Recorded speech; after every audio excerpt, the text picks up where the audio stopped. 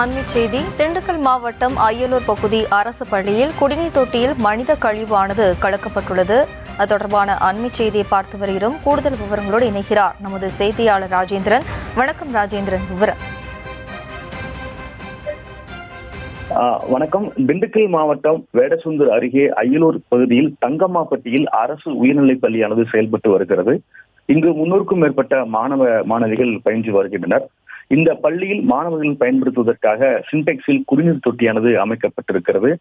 அந்த குடிநீர் தொட்டிக்குள் பிளாஸ்டிக் கவரில் மனித கலவுகளை சில மர்ம நபர்கள் கட்டி உள்ளே போட்டிருக்கின்றனர். அதே மட்டுமல்லாமல் அந்த சின்டெக்ஸ் தொட்டிக்கு அருகே அந்த எச்சரிக்கை துண்டுச்சீட்டு ஒன்றும் எழுதி வைக்கப்பட்டிருக்கிறது.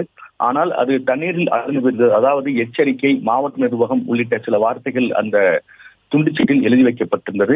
இதனை கண்ட மாணவர்கள் இது குறித்து பள்ளி தலைமை ஆசிரியரிடம் தகவல் தெரிவித்தனர். இதனால் அந்த பகுதியில் பெரும் பரபரப்பு ஏற்பட்டது.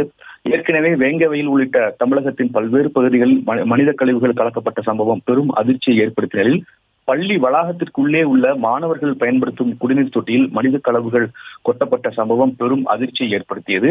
இது குறித்து தகவல் அறிந்ததும் வடமதுரை போலீசார் சம்பவ இடத்திற்கு சென்று விசாரணையை தீவிரப்படுத்தி வருகின்றனர். அது மட்டுமல்லாமல் திண்டுக்கல் மாவட்ட காவல் கண்காணிப்பாளர் ஜெயக்குமார் இந்த தகவலை கேள்விப்பட்டதும் நேரடியாக அப்பகுதிக்கு சென்று விசாரணையை துரிதப்படுத்தி இருக்கிறார்.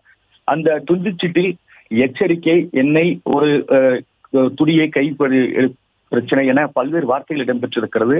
ஆனால் லோன், சும்மா விடமாட்டேன், நிர்வாகத்துக்கு எச்சரிக்கை உள்ளிட்ட வார்த்தைகள் அந்த துண்டுச்சீட்டில் எழுதப்பட்டிருக்கிறது. சரியாக எழுத தெரியாத ஒருவரை எழுதியது போலதான் அந்த துண்டுச்சீட்டில் சில வாசகங்கள் இடம்பெற்றிருக்கிறது. இதையடுத்து அதை எழுதியவர் பள்ளி நடக்கும் போதே பள்ளி வளாகத்திற்குள் மனித கழிவுகளை கலந்தது யார் என்பது குறித்து மாவட்ட காவல் கண்காணிப்பாளர் SP ஜெயக்குமார் தலைமையிலான போலீசார் விசாரணை மேற்கொண்டு வருகின்றனர். விவரங்களுக்கு நன்றி ராஜேந்திரன்.